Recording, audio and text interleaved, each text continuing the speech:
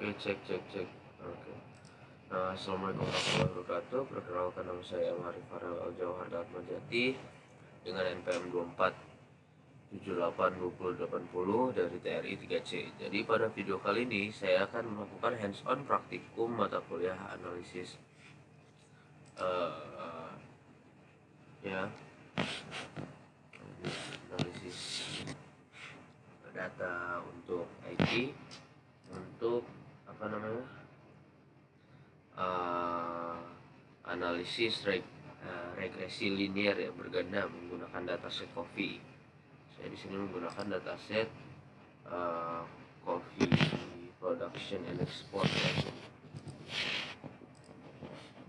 Jadi dalam video ini saya akan menjelaskan mulai dari penentuan variabel dependent dan independent, terus ada pembuatan model regresinya, pengecekan asumsi klasik, hingga nanti penarikan kesimpulan dari hasil analisis yang sudah saya jalankan di Google Colab. Nah, pertama di sini saya mengimpor dataset modelnya CSV ya, yang bernama Coffee, menggunakan library Pandas gitu ya, library-nya Pandas. Jadi yang dimana dataset ini berisi sekitar 989 baris data yang menjelaskan parameter kualitas biji kopi dan dari berbagai negara ya. Jadi dalam dataset ini terdapat beberapa kolom nilai yang merupakan skor perhargaan kopi. Di sini ada seperti aroma, di sini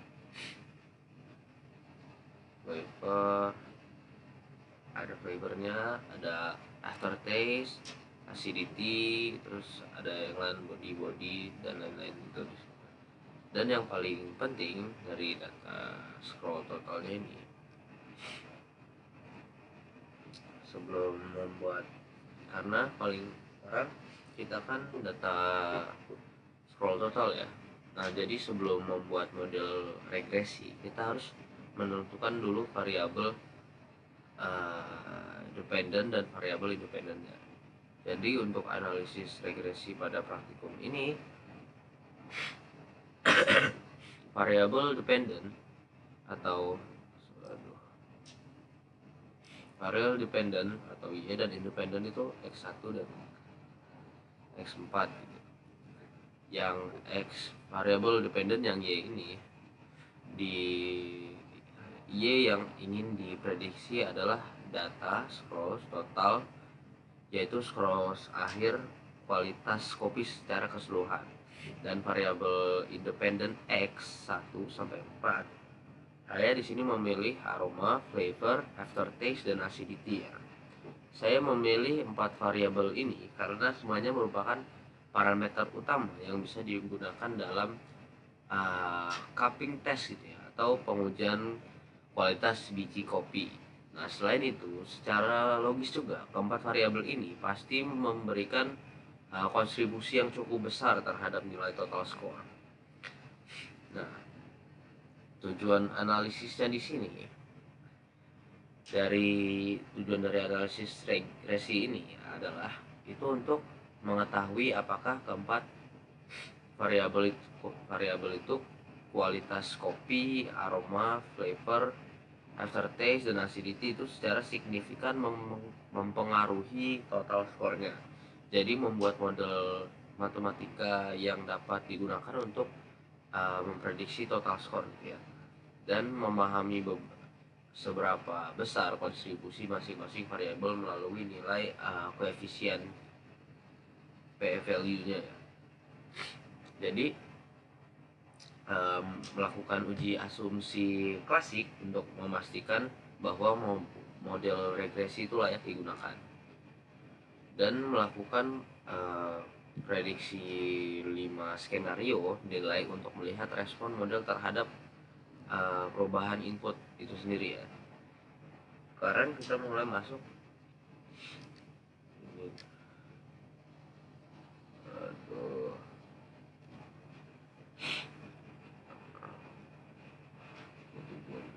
modelnya, sorry.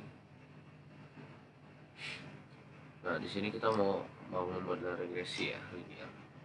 Jadi untuk membangun model regresi ini, saya menggunakan library stat models ya, karena library stat models itu bisa menampilkan hasil regresi secara lengkap seperti koefisien, t value, p value, r square, sama hingga uji f nanti ya. Jadi langkahnya itu adalah menyimpan variabel x dan y, lalu menambahkan kolom konstanta dengan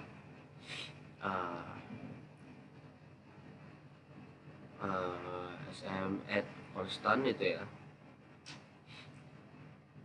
kayak ini kolom konstan, dan nanti menjalankan model dengan ini sm ols konstan ini. Jadi setelah menjalankan perintah model summary ini, print model summary ini, saya mendapatkan tabel OLS regression result yang berisi berbagai informasi penting.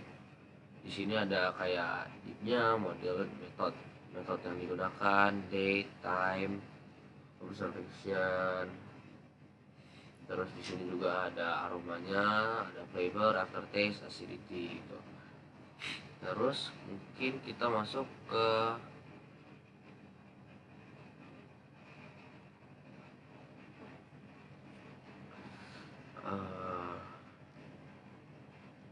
model analisis regresi ya. Jadi di sini ada analisis regresi yang dari hasil utama dari model nilai koefisien ya. Di sini ada mana aromanya, datanya lebih dari berapa ini, 1, 2, 3, lebih dari 1 juta ya. Di sini costnya, ada flavornya, aftertaste, terus acidity-nya di sini. Jadi semua koefisien itu bernilai positif ya. Jadi interpretasinya itu adalah jika skor aroma nilainya itu 1 poin, maka total skor akan meningkat sekitar 1,78 poin gitu, dengan asumsi variabel lain yang tetap. Jadi jika flavor naik 1 poin, nah kenaikan total skor itu lebih besar, yaitu sekitar 3 poin. Dan kalau untuk aftertaste dan acidity juga meningkatkan total skor yang masing-masing itu koefisiennya itu di atas 1,6 gitu. Nah, dari sini bisa disimpulkan bahwa flavor memiliki pengaruh paling kuat terhadap total skor.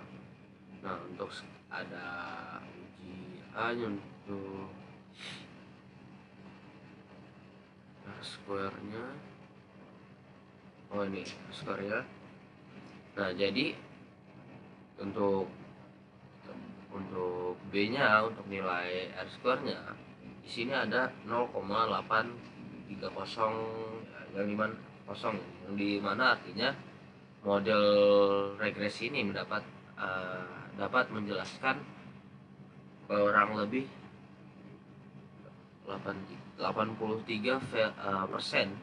variasi dari total skor berdasarkan 4 variabel input gitu ya. Yang dimana ini juga merupakan nilai R square yang sangat baik untuk model registrasi linear.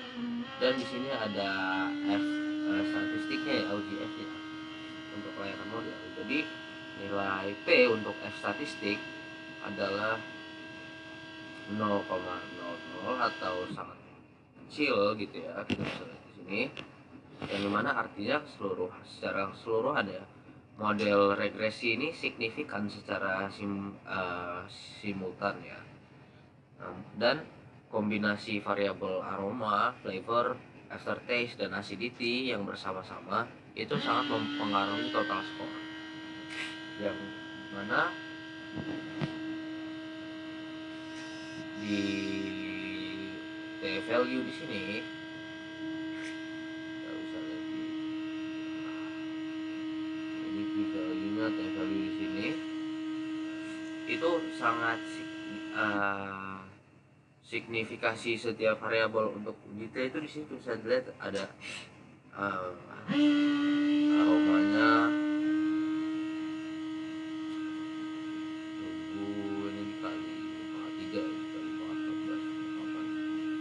14 karena semua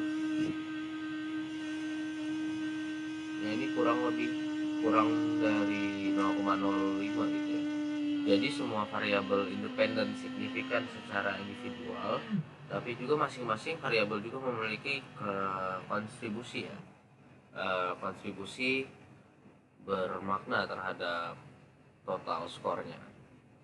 Mungkin kita langsung masuk ke uji klasik ya, uji normalisasi. Jadi saya juga di sini melakukan 4 uji asumsi gitu ya. Uji asumsi klasik yang wajib dalam metode registrasi. Yang pertama di sini ada uji normalitas atau Sharipov-Wilk test ya, yang dimana hasilnya ini Sharipov-Wilk test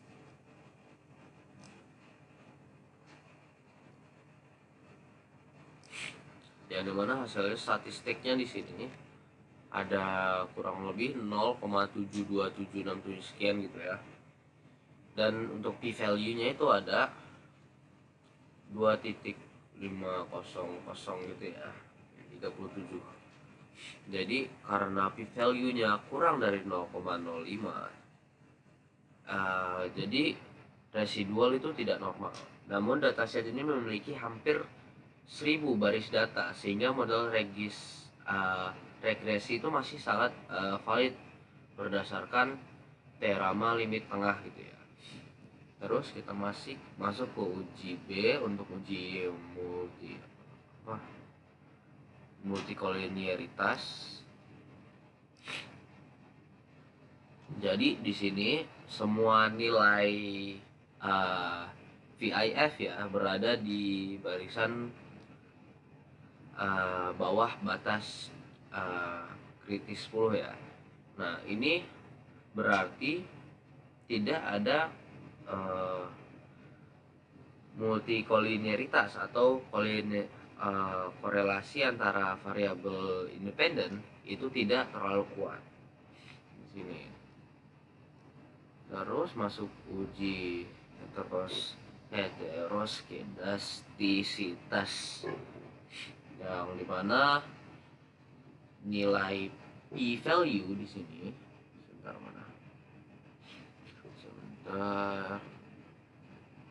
Nah, nilai p-value di sini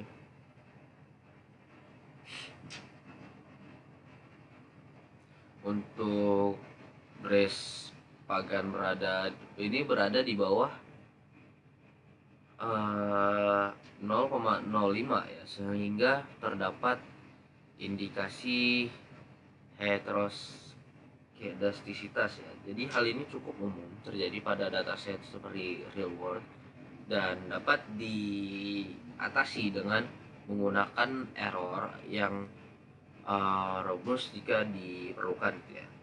Terus kita masuk ke 6 data uji autokorelitas ya. Jadi nilai Durbin Watson 4 ini adalah sekitar 1,2711 inilah ya, kurang lebih 1,27. Nah, nilai ini mendekati 2 tapi nggak lebih rendah gitu ya. Jadi menunjukkan kecenderungan adanya autokorelasi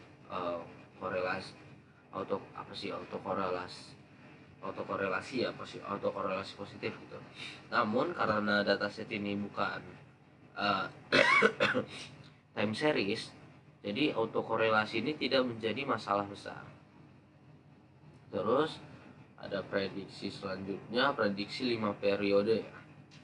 Nah, jadi berikutnya kan saya ada melakukan prediksi 5 periode untuk 5 skenario di sini. Jadi nilai yang dimasukkan di sini ada nilai min plus 1, ada nilai min, ada untuk plus 1 standar SD ini standar devisi ya, dan ada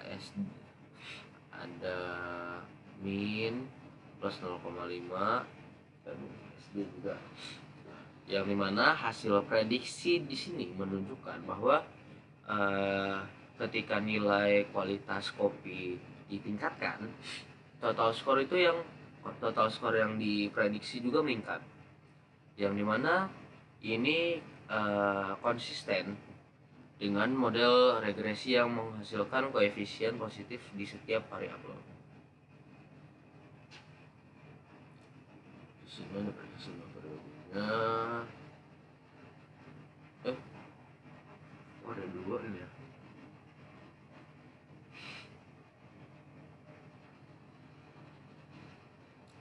Kesimpulan ini. Nah, jadi mungkin kesimpulannya di sini model regresi linearnya ya. Jadi pada model regresi linear yang dibangun ini memiliki nilai R square sebesar 0,85 ya, 0,83, yang menunjukkan performa itu sangat baik. Dan semua variabel independen itu seperti aroma, flavor, aftertaste, acidity itu signifikan mempengaruhi total score. Dan model lolos sebagai sebagian besar uji asumsi klasik, dan meskipun terdapat sedikit masalah seperti normalitas residual, model ini tetap layak untuk dipakai. Jadi hasil prediksi di sini menunjukkan bahwa peningkatan kualitas kopi secara umum akan meningkatkan total skor juga.